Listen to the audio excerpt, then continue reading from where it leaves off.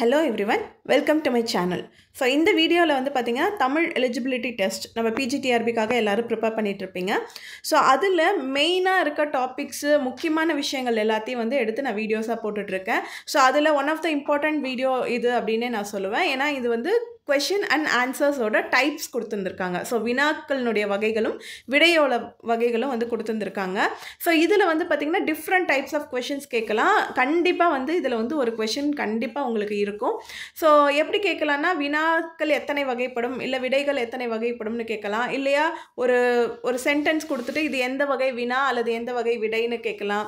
இல்லையா ஒரு இந்த விடை அறியா வினா அப்படின்ற எதை அறியா வினா எதை என்று கண்டுபிடித்து கூறுக அப்படின்ற மாதிரி கொடுத்து 4 சென்டென்ஸ் மாதிரி கொடுக்கலாம். ஸோ இந்த மாதிரி டிஃப்ரெண்ட் மெத்தட்ஸில் கொடுக்கலாம். ஸோ தட் நீங்கள் வந்து இந்த கான்செப்ட் என்ன அப்படின்றத புரிஞ்சுக்கிட்டீங்க அப்படின்னா எந்த மாதிரி கொஷின்ஸ் கேட்டாலுமே வந்து உங்களுக்கு வந்து அண்டர்ஸ்டாண்ட் பண்ணிக்க முடியும், எழுத முடியும். கன்ஃபார்மாக வந்து ஒரு மார்க் வந்து உங்களால் வாங்க முடியும், 1 or 2 மார்க்ஸ் வந்து வாங்க முடியும்.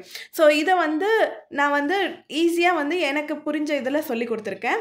ஸோ இந்த மாதிரி நிறைய வீடியோஸ் இன்னும் வேணும் அப்படின்னா மறக்காமல் லைக் பண்ணிக்கோங்க, சப்ஸ்கிரைப் பண்ணிக்கோங்க. ஸோ வாங்க வீடியோக்குள்ளே போகலாம். ஸோ ஃபர்ஸ்ட் வந்து பார்த்தீங்கன்னா வினாவோட வகைகள். ஸோ வினாவோட வகைகள் வந்து பார்த்தீங்கன்னா மொத்தம் 6 இருக்குது. ஸோ 6 டைப்ஸ் ஆஃப் கொஷின்ஸ் இருக்குது. ஸோ அதில் என்னென்ன அப்படின்னு பார்த்தீங்கன்னா அறிவினா, அறியா வினா, ஐய வினா, கொளல் வினா, கொடை வினா, ஏவல் வினா. ஸோ இது வந்து நம்ம ஈஸியாக பெட்டராக அண்டர்ஸ்டாண்ட் பண்ணிக்கிறதுக்காக நான் 3ஆக பிரிக்கிறேன்.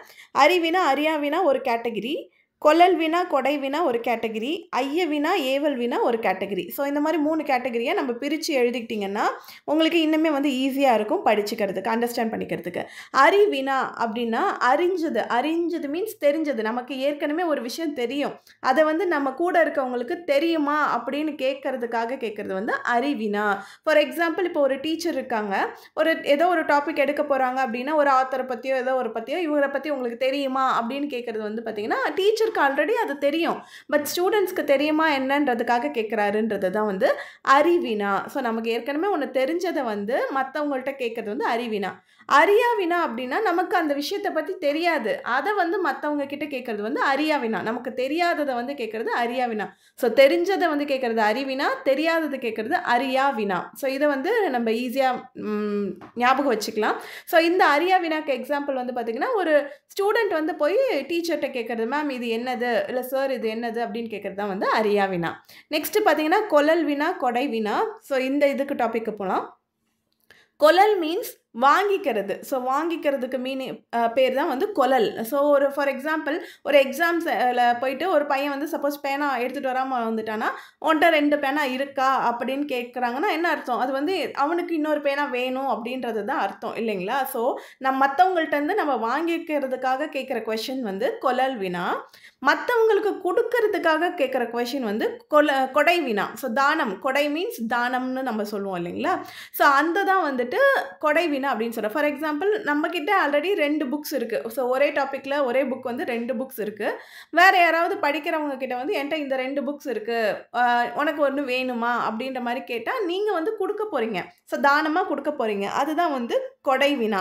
ஸோ கொளல் வினான்றது வந்து வாங்கிக்கிறதுக்காக கேட்குறது, கொடை வினான்றது வந்து கொடுக்கறதுக்காக கேட்குறது. நெக்ஸ்ட் வந்து பார்த்திங்கன்னா ஐய வினா, ஏவல் வினா. ஸோ இது ரெண்டையும் நம்ம ஒரு கேட்டகரியாக பிரித்தோம் இல்லைங்களா. ஸோ ஐய வினா, ஏவல் வினான்றது ஐயம் மீன்ஸ் என்னது, சந்தேகம்.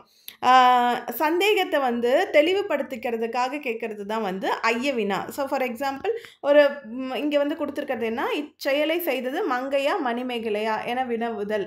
ஸோ தட் மீன்ஸ் ஒரு விஷயம் வந்து கன்ஃபியூஸ்டான ஸ்டேட்டில் இருக்கீங்க, அதை வந்து தெளிவுபடுத்திக்கிறதுக்காக கேட்குறது வந்துட்டு ஐய வினா. ஃபார் எக்ஸாம்பிள், மேம் கண்டிப்பாக இந்த இதுலேருந்து 1 மார்க் வருமா அப்படின்ற மாதிரி நீங்கள் கேட்குறது வந்து ஐய வினா. கண்டிப்பாக வருமா வராதா அப்படின்ற மாதிரி ஒரு கன்ஃபியூஸ்டான ஸ்டேட்டில் இருந்து கேட்குறது வந்து ஐய வினா. ஏவல் வினா அப்படின்னா வந்து ஏவல் மீன்ஸ் ஒரு ஆர்டர் போடுறது, கமாண்ட் பண்ணுறது, இந்த மாதிரி விஷயங்கள் தான் வந்து ஏவல் வினா. ஸோ ஒருத்தவங்களை வந்துட்டு வீட்டில் இது இல்லை, நீ போய் இதை வாங்கிட்டு வரியா அப்படின்னா அவங்களுக்கு வந்து நீங்கள் கமாண்ட் கொடுக்குறீங்க, ஆர்டர் கொடுக்குறீங்க. தட் மீன்ஸ் அவங்க வாங்கிட்டு வந்து ஆகணும் அப்படின்ற மாதிரி ஒரு ஆர்டர் கொடுக்குறீங்க, வாங்கிட்டு வரியா அப்படின்ற மாதிரி ஒரு வேலை சொல்கிறீங்க. ஒரு வேலை சொல்கிறது தான் வந்து ஏவல் வினா. So this is the types of questions, வினாவோட வகைகள். ஸோ டோட்டலாக வந்து பார்த்திங்கன்னா 6 வகைகள் இருக்குது வினா. இதை வந்து நல்லா ஞாபகம் வச்சுக்கோங்க. இதை ஒரு ஸ்க்ரீன்ஷாட் மாதிரி கூட எடுத்து வச்சுக்கோங்க. இது புக்கிலே இருக்குது உங்களுக்கு, அதையும் நீங்கள் வந்து பார்த்துக்கலாம். நெக்ஸ்ட்டு வந்து பார்த்தீங்கன்னா விடையோட வகைகள். விடை வந்து பார்த்தீங்கன்னா டோட்டலாக 8 வகையாக கொடுத்துருக்காங்க. சுட்டு விடை, மறை விடை, நேர் விடை, ஏவல் விடை, வினா எதிர் வினாதல் விடை விடை, உற்றது உரைத்தல் விடை, உருவது கூறல் விடை, இனமொழி விடை. ஸோ இது என்ன என்ன இந்த இது வந்து எப்படி பிரிச்சுக்கலான்னு பார்த்தீங்கன்னா, மறை விடை, நேர் விடை, நேர் மறை. ஸோ அது வந்து 2 இதாக பிரிச்சுக்கலாம். உற்றது உரைத்தல் விடை, உருவது கூறல் விடை. இது வந்து ஒரு பாட்டாக பிரிச்சுக்கலாம். மீதி வந்து அப்படியே வந்து நம்ம படிச்சுக்கிறது தான். ஸோ இது எப்படி அப்படின்னு பார்த்தீங்கன்னா, சுட்டு விடை. ஸோ இங்கே தான் இருக்குது அப்படின்னு சுட்டுனா நம்ம ஃபிங்கர் பாயிண்ட் பண்ணி இது இங்கே இருக்குது அங்கே இருக்குது. சுட்டுனா நம்ம சுட்டி காட்டுறது. ஸோ ஃபிங்கர் பாயிண்ட் பண்ணி நம்ம சொல்கிறோம் இல்லைங்களா, அந்த மாதிரி விடை இந்த பக்கத்தில் இருக்குது, இந்த சைடு இருக்குது, உனக்கு வலது கை புறமாக இருக்கிறது, இடது கை புறமாக இருக்குது, மேலே இருக்குது அப்படின்ற மாதிரி ஏதோ ஒரு இடத்த சுட்டி கூறும் வினா அப்படின்ற மாதிரி வச்சுக்கலாம். சுட்டி ஒரு ஃபார் எக்ஸாம்பிள் ஃபிங்கர் பாயிண்ட் பண்ணி சொல்கிற விடை வந்து சுட்டு விடை அப்படின்றப்பறம். மறை விடை அப்படின்றது வந்து மறுத்து பேசுகிறது. ஸோ அவங்க ஏதாவது ஒரு கொஷின் இப்போ ஃபார் எக்ஸாம்பிள் ஏவல் வினாவில் கேட்டாங்க இல்லையா, இங்கே போகணும் நீ வாங்கிட்டு வருவியா, ஸோ அங்கே போறியா, ரிலேட்டிவ்ஸ் வீட்டுக்கு போறியா அப்படின்னா, இல்லை நான் போக மாட்டேன் அப்படின்னா டேரெக்டாக வந்து மறுத்து கூறுறது தான் வந்து மறை விடை. நேர் விடை அப்படின்னா ஓகே நான் போகிறேன் அப்படின்னு சொல்கிறது நேர் விடை. ஸோ இது ரெண்டும் வந்து ஆப்போசிட். மறை விடையும் நேர் விடையும் ஆப்போசிட். மறை விடை மீன்ஸ் மறுத்து கூறுறது, நேர் விடை மீன்ஸ் ஓகே நான் போய்ட்டுறேன், நான் செய்கிறேன், அவங்க என்ன கொஷின் கேட்குறாங்களோ அதுக்கு வந்து ஓகே நான் செய்கிறேன் அப்படின்னு சொல்கிறது வந்து நேர் விடை. அடுத்து ஏவல் விடை.